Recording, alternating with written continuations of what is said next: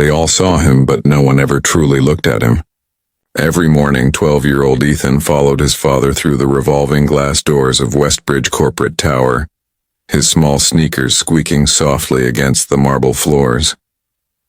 His father, Samuel, pushed a heavy cart filled with mops, buckets, and cleaning supplies, moving silently like a ghost among suits and polished shoes. The building was a monument to ambition, 40 floors of steel, glass, and money. To the men and women who worked there, Samuel was just another face in the background, a man who made the place shine but never belonged in its glow. And Ethan? He was barely a shadow trailing behind. Ethan had been born deaf. His mother had left when he was a baby, unable to bear the silence that filled their small apartment. His father never blamed her, though the ache of it lingered behind his tired eyes. Every morning, Samuel brought Ethan with him because they couldn't afford daycare, and because he didn't want his son to spend his days alone at home. Ethan didn't mind. The building fascinated him. The flashing elevators, the reflections on the glass, the whirl of people moving like waves in a sea of gray suits. He could feel their movement even if he couldn't hear their words. He carried a small notepad wherever he went. It was his voice. When he wanted to ask someone a question or say hello, he would write neatly in blue ink, "Hi, I'm Ethan, how are you?" Most people didn't respond. Some smiled awkwardly and hurried away, while others pretended not to see him at all.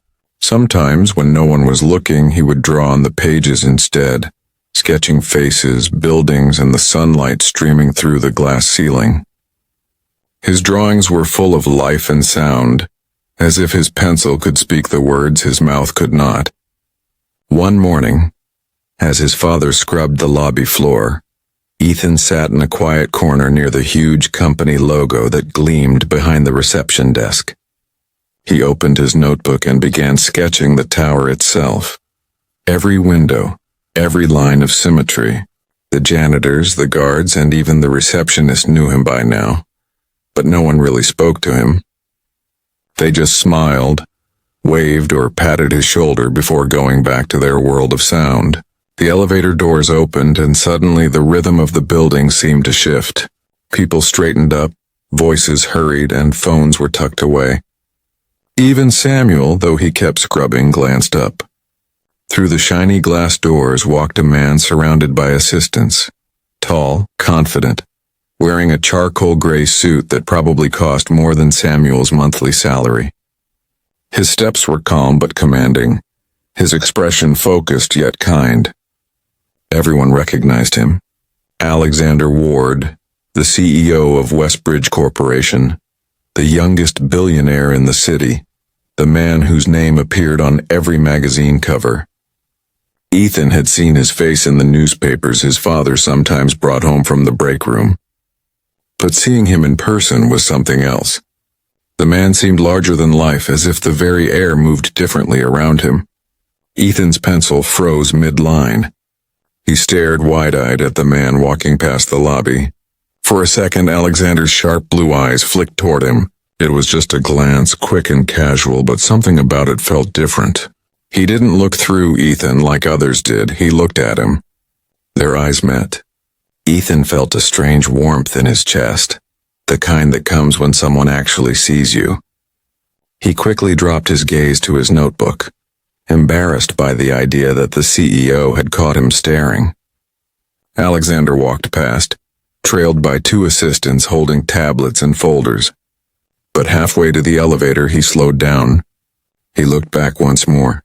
His assistants kept talking, their words fast and urgent. But Alexander's attention had drifted. He noticed the boy, the janitor's son, sitting quietly by the wall, sketching something with intense focus. Something about that small figure tugged at his memory, though he couldn't place why. Ethan didn't see him pause. He was too busy pretending to draw, though his hand trembled slightly. He glanced up once just in time to see Alexander step into the elevator. Their eyes met again, briefly but clearly before the door slid shut. For the rest of the morning, Ethan couldn't stop thinking about that look. It wasn't pity or confusion. It was recognition. Later that day, when the lunch hour came and the lobby emptied out, Ethan walked to the large glass window overlooking the busy street below. Cars moved like toys. People hurried in every direction. He pressed his hand against the glass and felt the faint vibration of the world outside. Everything moved with sound he could never hear. Sometimes he wondered what laughter felt like, what thunder sounded like, what music meant when people said it could make them cry. He didn't feel sad about it anymore. He had accepted his silence as part of who he was. But every now and then he wished, just for a moment, that someone could understand his world without words. That evening, as Samuel finished mopping the last section of the floor, he called for his son to pack up. Ethan nodded, placing his notebook in his small backpack. He turned for one last look at the grand lobby before they left. The light from the chandeliers shimmered across the floor, making the whole place look golden. As they stepped out into the cool night air, Ethan spotted a black car pulling away from the curb. Through the tinted window, he thought he saw Alexander's profile, calm, unreadable. He didn't know then that the man inside had been thinking of him all day, remembering the small boy with curious eyes and a silent world of his own. That night in their tiny apartment, Ethan sat on his bed sketching by the dim glow of a desk lamp. He drew the tall man in the suit, the one who had actually seen him. He didn't know why, but something about that moment made him feel hopeful, like a door had opened somewhere deep inside him, a door he didn't even know existed. Outside, the city hummed with sound. Inside the small room, silence wrapped around Ethan like a soft blanket. And somewhere across the city, in a penthouse that touched the stars, Alexander Ward stared out his own window, remembering the boy with the notebook and the quiet eyes. He didn't know yet what drew him to that child, but something told him it wasn't the last time their worlds would meet. The next morning arrived quietly, though for Ethan every morning was quiet. The sun rose behind the city skyline, scattering gold across the tall buildings as Samuel and his son began their usual walk toward Westbridge Tower. The streets were already alive with car horns and chatter, but for Ethan the world moved in silence. He felt it instead of hearing it. The vibrations of footsteps, the tremor of a bus rolling past, the faint gust of wind that brushed his face. He loved mornings like this when the world seemed slower, as if it hadn't fully woken up yet. When they reached the building, Samuel gave his son a gentle pat on the shoulder before wheeling his cart toward the elevators. "Stay in the lobby today," he said with his hands forming slow, simple signs he had learned over the years. Ethan nodded and found his usual spot near the tall glass windows. He sat cross-legged on the floor, opened his notebook, and began sketching again. This time he wasn't drawing the tower or the people rushing past him. He was drawing the man he had seen yesterday, the CEO with sharp eyes and a calm expression. He tried to capture the way Alexander had looked at him, not like everyone else did. Most people's eyes slid past him with polite indifference, but Alexander's had stopped and stayed as though he had actually seen him. Ethan didn't know why that moment stuck with him so much. Maybe because for the first time in a long while he didn't feel invisible. Around mid-morning, the lobby became busier. Employees hurried in and out, clutching coffee cups, tablets, and folders. The receptionist smiled at guests, security guards nodded, and the scent of fresh polish filled the air. To Ethan, it was a familiar routine, one he watched every day.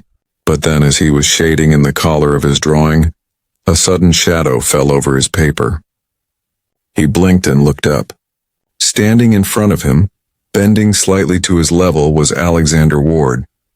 The same man from yesterday, the billionaire, the boss, the one everyone whispered about and admired. He wasn't surrounded by assistants this time. He was alone, his sleeves rolled up slightly, a faint smile on his lips. Ethan froze. He didn't know what to do. He felt his heartbeat quicken, his fingers trembling slightly on the pencil. He expected the man to say something, maybe ask where his father was. But instead Alexander lifted his hands and began to sign. "Is that your drawing?" He signed smoothly, his fingers moving with practiced ease. For a second, Ethan didn't believe what he saw. His eyes widened, his lips parting slightly in surprise. He blinked, wondering if he was imagining it. No one here, no one, had ever spoken to him in sign language, not once. Not even the kind receptionist who sometimes waved at him. He quickly nodded, then hesitantly signed back. "Yes, I was drawing the building." Alexander smiled, his eyes lighting up in genuine interest. "It's very good," he replied with his hands. "You're talented." Ethan stared at him, still half in disbelief. "You know sign language?" He signed slowly, as if afraid he might misunderstand. The man's expression softened. "My sister was deaf," he signed. "She taught me when we were kids." For a moment, Ethan didn't know how to respond. He felt a lump rise in his throat. It was so rare for anyone to speak his language, not the one of words, but of movement, of silence and meaning. To him, it felt like someone had finally stepped into his world instead of waiting for him to struggle into theirs. He signed again. "What happened to your sister?" Alexander's smile faded slightly. His gaze dropped to the floor for a second before he looked back up. "She passed away many years ago," he signed gently. "But I still remember what she taught me. She used to say that silence isn't empty. It's full of things most people can't hear." Ethan felt his chest tighten. That sentence stayed with him. He nodded slowly, then smiled shyly and handed Alexander his notebook. The CEO took it carefully, flipping through the pages filled with sketches, buildings, faces, and scenes from the lobby. He paused at one page that showed a woman with kind eyes and a soft smile. "Who's this?" he asked with his hands. "My mother," Ethan signed. "She left when I was small. I don't remember her voice, but I remember her face." Alexander nodded, his eyes reflecting both sadness and admiration. "You have a gift," he signed. "You see the world differently. Maybe that's what makes your art so powerful." Ethan felt warmth bloom in his chest.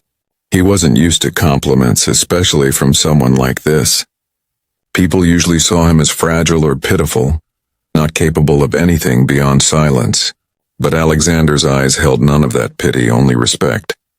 They sat together for a few more minutes, their conversation flowing easily in signs and smiles. The employees passing by slowed down, whispering among themselves, astonished at the sight. The CEO, the man they all feared and admired, was kneeling on the marble floor talking to the janitor's deaf son as if they were equals. Some took discreet photos, others simply watched in awe.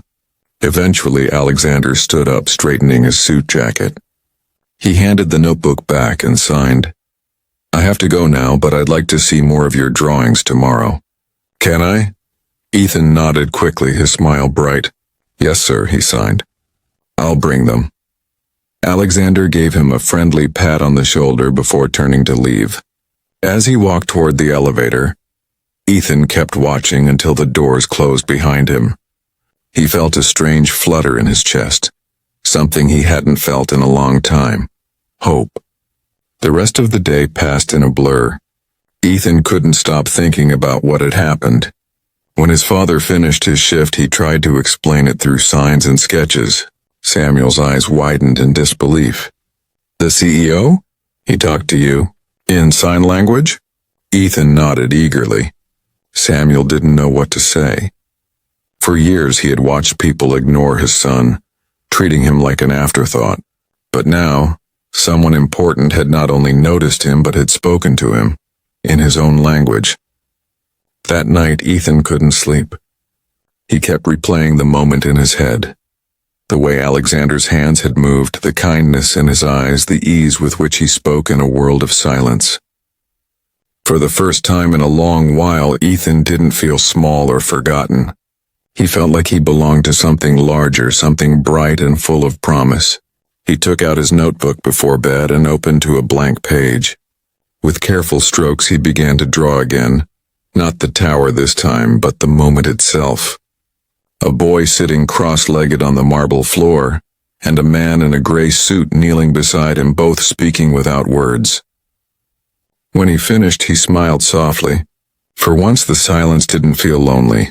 It felt alive. News of what had happened between Ethan and the CEO spread through Westbridge Tower faster than the morning coffee orders. The janitor's deaf son, who had always sat quietly in the corner of the lobby, was now the center of quiet whispers and curious glances. The employees who once hurried past him without a second thought began slowing down when they saw him, offering smiles or small waves. But Ethan didn't pay much attention to any of that. What mattered to him was that every day now, Alexander Ward, the billionaire everyone admired from afar, took a few minutes out of his packed schedule to sit with him, talk in sign language, and listen to his silent world. Their meetings became a routine of sorts. Alexander would arrive around mid-morning, usually with a coffee in hand, and find Ethan sitting on the same marble step by the window. Sometimes the CEO came alone. Other times one of his assistants lingered nearby, pretending to check emails while secretly watching in disbelief, as their powerful boss signed gracefully with a child who wasn't even an employee's son. Each time Alexander appeared, Ethan's face lit up with excitement. His hands would start moving the moment their eyes met, telling him everything he had drawn or seen since the day before.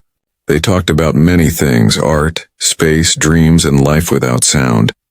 Alexander told Ethan stories about his sister Amelia, who had been born deaf like him. She had been older by 5 years and had taught Alexander how to sign when he was still a boy. He had loved her deeply. She had been his first best friend, his teacher in patience and empathy. When she passed away at 15 from an unexpected illness, the world had gone quiet for Alexander. Not in the way it was for Ethan, but in a different kind of silence, the one that comes from grief. As he told Ethan about her, his signs slowed down, his eyes soft with memory. Ethan listened intently, his heart aching for the sister he'd never met but suddenly felt connected to through this man. He signed back, "She must have been wonderful." Alexander nodded. "She was. You remind me of her sometimes." From that day forward, Alexander started bringing small surprises with him. One morning he handed Ethan a sketchbook filled with high-quality paper. Another time he brought a set of fine pencils and markers. "Artists need the right tools," he signed with a smile. Ethan accepted each gift with gratitude, his small hands clutching them like treasures. He spent hours drawing, capturing moments and emotions that words could never express. He drew the city skyline, his father mopping the floor, Alexander smiling during their conversations, and the reflection of sunlight on the tower's glass facade. It didn't take long for the employees to notice Alexander's growing fondness for the boy. Some whispered that maybe it was charity, a billionaire's attempt at kindness. Others said there was something more, something genuine in the way Alexander looked at Ethan, like he saw a part of himself in that child. Whatever it was, people began seeing Ethan differently too. They no longer avoided his gaze or brushed him aside. They started greeting him in small ways, nodding, waving, even trying to sign simple words like hello or thank you. Ethan's world, once wrapped in silence and invisibility, began to glow with new light. One afternoon, Alexander invited Ethan and Samuel up to the 40th floor, the top of the tower where few employees ever went. Samuel was nervous, unsure why the CEO wanted to see them there. Ethan, however, could hardly contain his excitement. When the elevator doors opened, they stepped into a vast open office with floor-to-ceiling windows showing the entire city below. The sky stretched endlessly, and for a moment Ethan felt like he was standing among the clouds. Alexander welcomed them warmly and led them to a corner where a large covered object stood. "I have something for you," He signed to Ethan before pulling the cover away. Beneath it was a sleek digital tablet with a stylus pen, designed for artists. "This will help you draw," Alexander signed. "You can use colors, layers, and textures, anything your imagination wants." Ethan's eyes widened as he touched the screen. It was smooth and responsive, like magic beneath his fingers. He drew a line, then another, and watched the colors bloom on the screen. He looked up at Alexander and signed, "It's perfect. Thank you." Alexander smiled and shook his head. "Don't thank me. Just promise me you'll never stop creating." Samuel stood quietly beside them, his heart full. For years he had prayed that someone would notice his son's light, that someone would see beyond the silence. Watching Alexander and Ethan together, he realized that prayer had been answered in a way he could never have imagined. Over the following weeks, Alexander introduced Ethan's drawings to the company's creative department. He wanted to start a charity initiative to support children with disabilities, particularly those who were deaf or hard of hearing. "We'll use Ethan's art as the heart of the campaign," he announced during a meeting. "His work speaks louder than any slogan ever could." The marketing team was moved. They began displaying Ethan's digital art on screens around the building, the lobby, the cafeteria, the hallways. Each image carried a short caption written in Ethan's words, translated from his signs. Employees stopped to look at them every day, their hearts stirred by the simplicity and power of his creations. One of his drawings showed two hands signing the word "understand," with the caption, "The world becomes kinder when we listen without ears." Another showed his father mopping under the glow of sunlight, captioned, "Heroes don't always wear suits." The art was so honest, so human, that even those who had never spoken to Ethan before found themselves moved to tears. One day, while Ethan was working on a new drawing in the lobby, Alexander came down as usual. But this time, instead of sitting beside him, he stood watching from a few steps away, smiling. The boy was completely focused, his small fingers moving across the tablet screen, creating something beautiful and alive. When Ethan finally looked up and saw Alexander, he grinned and signed, "I made this one for you." Alexander leaned down to look. On the screen was a drawing of a man and a boy sitting side by side on a marble floor, both smiling, their hands mid-sign as if frozen in conversation. Behind them, sunlight poured through tall windows. The caption underneath read, "Thank you for hearing me." For a moment, Alexander couldn't speak. His throat tightened as he stared at the drawing. Then, slowly, he signed back, "No, Ethan. Thank you for teaching me how to listen again." Around them, the building hummed with life, the usual chaos of work and sound. But in that moment, the world seemed to stand still, wrapped in a silence that was not empty but full of understanding, connection, and a kind of quiet love that needed no words. Months passed, and what began as a simple friendship between a deaf boy and a billionaire grew into something larger than either of them could have imagined. Ethan's art, once confined to the pages of an old sketchbook, now glowed across the digital screens of Westbridge Tower. The lobby, once a place where no one noticed him, had transformed into a gallery of color and meaning. Every morning, employees would pause for a moment before starting their day, watching the new drawings Ethan uploaded. Each image told a story without words, a story of kindness, resilience, and hope. The boy who once lived in silence had found a way to make the whole world listen. The charity project that Alexander had envisioned became a reality. Westbridge launched the Silent Voices Initiative, a program designed to support deaf children and provide access to art and technology for those with disabilities. Ethan's artwork became the symbol of the campaign. The logo, a simple drawing of two hands signing the word hope, was his design. His father Samuel could hardly believe it. His son's drawings were now seen by thousands, admired by executives, and even shared across social media. For the first time, people weren't looking through Ethan. They were looking up to him. Ethan spent his days sketching new pieces and helping Alexander with campaign ideas.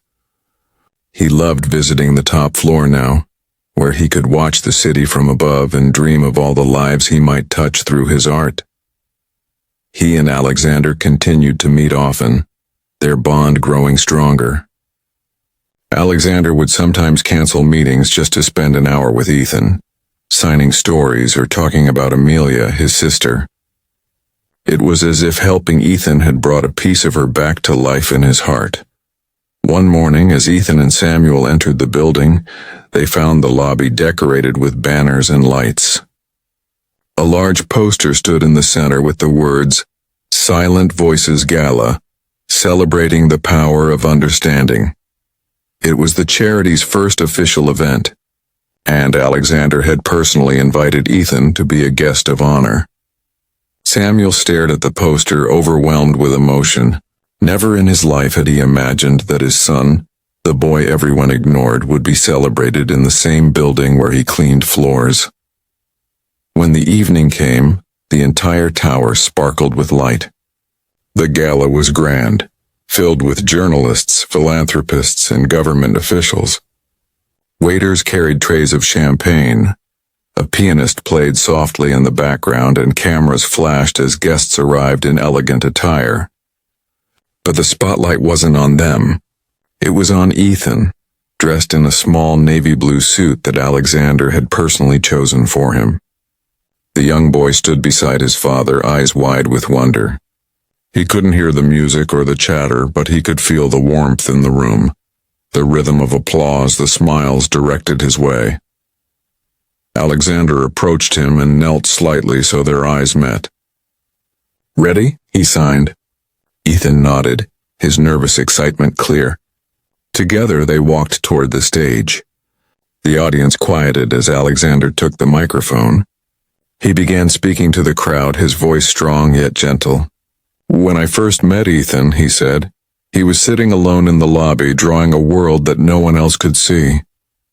But he didn't need sound to speak. His art had its own language, one that reached deeper than words ever could."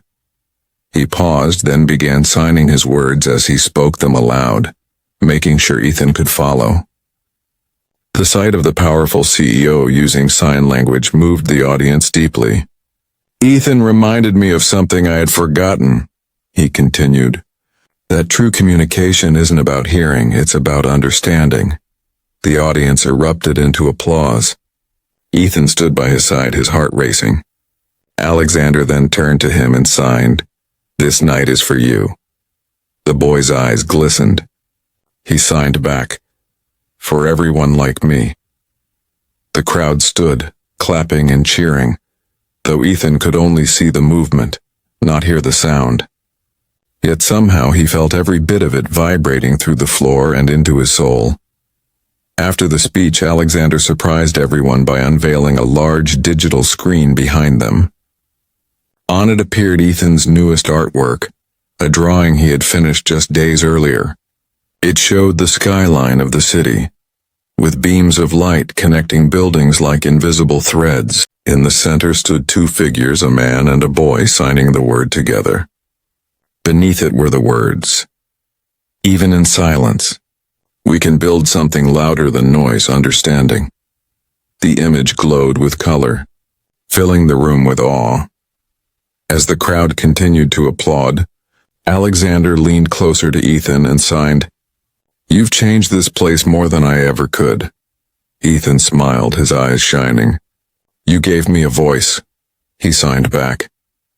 Later that night, after the event ended and most guests had left, the three of them, Alexander, Ethan, and Samuel, stood together in the quiet lobby.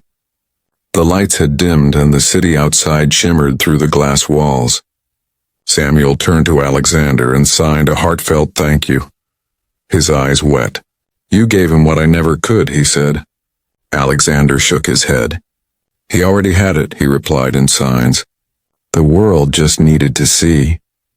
Ethan looked up at the glowing screens displaying his artwork, feeling something he had never felt before. Complete peace. He had spent so many years believing silence made him less, believing that his world was smaller, but now he understood that silence had its own power. It allowed him to see things others missed, to feel things more deeply. It wasn't a barrier. It was a bridge. Before leaving, Alexander signed one more message to him. "Amelia would have been proud of you," he said. Ethan smiled and reached out his hand, forming the sign for friend. Alexander returned it, and in that simple gesture, years of difference, status, wealth, sound disappeared. There were no words, no applause, no noise, only understanding. As they stepped outside, the night air was cool and gentle. The streetlights painted soft halos on the wet pavement. Samuel took his son's hand as they walked toward the bus stop. Behind them, Westbridge Tower shimmered like a lighthouse in the dark, its lobby glowing with the images of Ethan's art. From the top floor, Alexander watched them leave, his reflection merging with the city lights. For a moment he thought he saw Amelia smile in the glass as if she too was watching, proud and at peace. He whispered softly to the night, "Thank you." And somewhere deep in the city's endless hum, a boy who could not hear had managed to make the whole world listen, not with his voice, but with his heart.